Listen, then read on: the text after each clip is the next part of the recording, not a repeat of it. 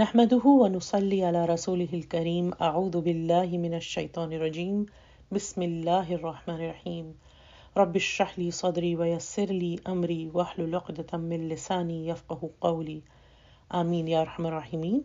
Assalamu alaikum wa rahmatullahi wa barakatuh. Today, inshallah, we are going to talk about Isteaada or awuz, which is A'udhu Billahi Minash Shaytaanir Rajeem. I seek Allah's protection from the shaitan, the cursed one.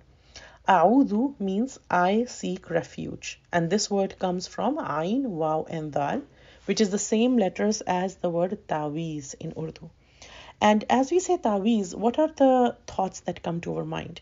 We are looking for protection. We are seeking help. We are seeking refuge. And Audhu has the same kind of feeling. Besides Isteaada, the word Audhu comes several other times in the Quran as well. And particularly the last two surahs, Qul A'udhu bi Rabbil Falaq. Qul A'udhu bi Rabbin Nas. And when we say Billahi, it is made up of two words, Bi and the word Allah. Bi means in or with. And Allah is the proper name, the specific name of God, is the name of our Creator, the Lord of the whole universe. And we cannot find any exact synonym of the word Allah in any language. We say the word God as a translation, but the exact synonym, there is no other exact synonym. The word Allah is unique in itself. Min means from. Shaytaan means the shaitan, the devil, and it comes from the root letters Sheen, Ta, and Noon, which means to be far away from something. And what is shaitan far away from? Shaitan is far away from the rahmah of Allah subhanahu wa ta'ala. He's far away from good deeds. He is pure evil. He is far away from Siratul Mustaqim, the straight path. So anyone who follows him goes away from the straight path as well, right? Because when we follow somebody, we follow the direction in which they're going. A Rajeem means the outcast or the cursed, someone who has been thrown out. So when we say A'udhu Billahi Minash Shaytaanir Rajeem, we are saying, I seek Allah's protection from the shaitan, the cursed one. So there are a few things to understand here. The first thing is that shaitan is not any philosophical construct, just like what a lot of media and literature or people would want us to believe. He's an actual physical entity. The main shaitan, his name is Iblis. But he has a whole army of shayateen in jinns as well as in human beings who follow him and his commands. And how do we know this? We know this from a hadith where the Prophet ﷺ told us to the effect that every day Iblis sets up his throne and he asks his minions what they did today. And they all update him that someone made somebody else cheat, someone made somebody else lie, somebody made somebody rude to another person and so on. And he's like, oh yeah, not a big deal. On the other hand, he is the most impressed by someone who creates a friction, a misunderstanding, a fight between a husband and a wife. And he gets up and he hugs this one and makes him sit on the throne and say, yeah, you have done something worthwhile. So this tells us that shaitan loves to break up families. He loves to create misunderstandings. He loves frictions and fights, especially between a husband and a wife. We also learn that shaitan has an army of jinns and human beings that go out and do his job, and they work in a planned way. They work 24/7. They don't take any vacations, and they're always trying to harm us. Shaitan is not cute or fun. He is not our well-wisher in any shape or form. He is pure evil, and he has evil intentions for us. Quran tells us that he is our biggest, the most dangerous enemy, and we must consider him such. But then the question comes, why is he our enemy? What did we even do to him? He is our enemy because of jealousy, arrogance, and pride. And since when? Since actually the very beginning of our creation, the creation of our father Adam alayhi salam. And the story of Adam alayhi salam and Iblis is mentioned 7 times in the Quran, and various aspects of the story are highlighted at different times in the Quran. But through them we learn that shaitan was a jinn. He used to worship Allah subhanahu wa ta'ala so much that his status was raised, and over a period of time what happened was he was eventually allowed to hang out and pray along with the angels. Usually the jinns would not be allowed to do this, but he was given this special permission. Although he was worshipping Allah subhanahu wa ta'ala a lot, Allah knew what is in his heart. And we know that it's only Allah who knows what is in every heart. Allah subhanahu wa ta'ala knew that in the heart of Shaitan, in the heart of Iblis, there was pride, there was arrogance. And when Allah subhanahu wa ta'ala asked everyone to prostrate to Adam alayhi salam, Shaitan refused because of his arrogance and because of his jealousy. Basically, there was a pride which was hidden in his heart and which came out. And he then made an argument with Allah subhanahu wa ta'ala. Should I prostrate to this inferior creation? This creation is made up of mud and I am made of fire. So I'm better. And if anyone should get this honor, it should be me and not him. So I'm not going to prostrate to him. So Shaitan, what did he do? He did not just disobey Allah subhanahu wa ta'ala, but on top of that, he also started blaming Allah subhanahu wa ta'ala for giving that command in the first place. That, come on, you are asking me to prostrate to him? That's not going to happen. You are the one who set me up for failure. It's not my fault that I'm doing this. It's yours. Or I'm not doing this. I'm not following this command. It's you gave me a command like this in the first place. So he's arguing with Allah subhanahu wa ta'ala. Audhu billah. It is interesting to know that even though angels are made up of something even better than fire, angels are made up of nur, the light, but they did not make this argument, while Shaitan is making this argument. Why? Because the angels understood that the point is not the direction that they were prostrating, but the point was whose command were they obeying? And they were obeying Allah subhanahu wa ta'ala's command, and that is worship. Right? So it is important to note here also as a side point that this sajda, this prostration was a prostration of respect and not of worship. This was allowed in previous Sharia, previous religious law, but not in ours now. We are not allowed to prostrate for any reason to any entity, human, jinn, thing, nothing and no one except one and only Allah subhanahu wa ta'ala. So when we think of this jealousy, think of anyone, let's say, who has ever been extremely jealous of you and that person tried to harm you or your family.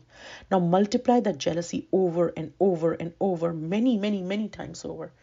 This is how much Shaitan is jealous of us and hates us. Shaitan was so jealous and he had so much hatred for human beings that he made a promise to Allah subhanahu wa ta'ala that I will not only destroy him, but his family and his children and his children's children and their children and their children and so on. All of their coming generation. Now imagine if someone calls you and says, I will attack you as soon as you step out of your home. Not only you, even if you pass away, I'll keep attacking your children and your grandchildren and great-grandchildren as well. Now when we know there is somebody out there like that, will we not try to protect ourselves and our families? So Quran teaches us that we have an enemy. And he hates us and he wants to harm us. And just like he is outcast, he wants to make us outcast as well. Allah subhanahu wa ta'ala says about human beings in the Quran, وَلَقَدْ كَرَّمْنَا بَنِي آدَمَ وَلَقَدْ كَرَّمْنَا بَنِي آدَمَ. Indeed, we have given honor to every child of Adam. Shaitan hates that. And he wants to snatch our honor. He wants to make us do undignified things, engage in dirty, nasty actions, immorality, indecency, disgraceful things that Allah subhanahu wa ta'ala does not like. He wants to humiliate us in front of Allah subhanahu wa ta'ala. He wants to cut off our relationship with Allah subhanahu wa ta'ala. And he's working towards this all the time. Me and you, we need protection from him, our enemy. Why do we need protection? Because he has huge experience in making us sin. Since the time of Adam alayhi salam, we are all open to Shaitan's attacks. Right? Another thing is that in this life, this is like our war zone. And we cannot see our enemy. He's in the unseen for us, while he sees us.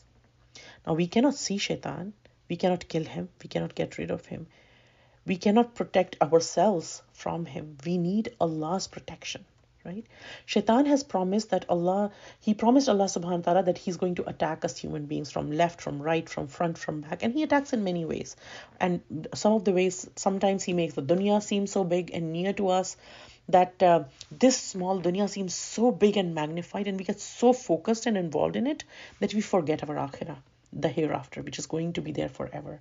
Like when a child who gets a lot of chocolate and then he doesn't have an appetite for healthy food anymore. So we get so involved in this world's things like shopping and cooking and career and education and business and family and workouts. So much so that we forget our true purpose.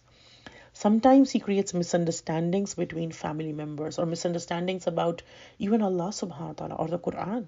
Sometimes when we intend to do a good deed, he makes us forget about it. Or he makes it seem like so hard or so boring or so irrelevant. Or sometimes he will plant a seed of riyah, of showing off, so that we lose all the rewards of the good deeds. Sometimes he makes us feel very lazy and sleepy or have excessive fear or too much worry about the past or the future. Sometimes he makes a person lose hope and feel worthless about themselves or their situation. And when anybody loses hope, then they can no longer be productive, right? Shaitan wants us to forget about him, just like any other enemy in any war zone, because when we are heedless of our enemy, that's when the enemy can attack, right? So that he can catch us unaware and attack us harder. Sometimes, all of a sudden, he will put some evil thought or idea in our minds. He beautifies sins, gives good names to evil things like garbage wrapped up in candy paper. If someone feels guilty after doing something wrong, then he tells them to shift the blame. It's not really your fault. You were raised like this, or you had no other choice, and so on. Shaitan is our sworn enemy and has big armies, many tools and tricks and traps. But it is important to know that he can only do waswasa, whisperings and deceptions. He cannot actually force us to do something against our will. He has no control over our body, right? He can just keep doing these whispers. Yes, our enemy is out in the open and we do not see him, but our Rabb, he sees him, and our Rabb has full power over him. We need to be careful and protect ourselves, yes, but we do not need to feel defeated either. Our Rabb, Allah subhanahu wa ta'ala, is with us whenever we seek his protection.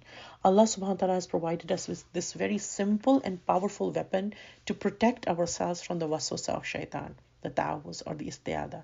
This covers us from all sides and it wraps us up in protection. This is like our seat belt, like a helmet, like a vaccine, like a canopy that protects us. When we trust Allah subhanahu wa ta'ala and we say, A'udhu Billahi Minash Shaytaanir Rajeem, then we understand that Allah subhanahu wa ta'ala is enough to guard us and to protect us. There are several times when it is highly recommended that we say the awuz.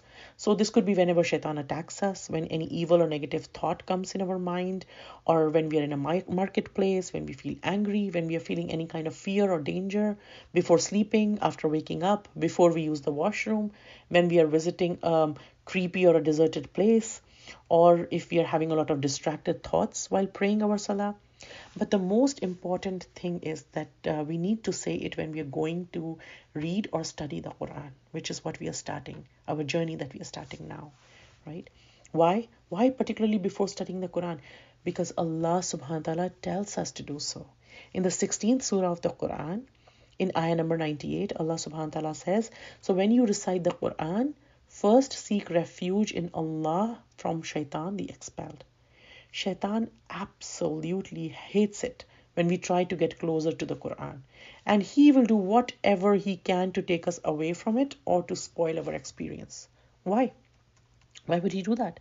Because Quran will tell us about him, his tactics, how to protect ourselves from him, how to keep our dignity, how to manage different relationships and challenges of our life, and most importantly, how to gain the pleasure of Allah subhanahu wa ta'ala, the purpose of our lives.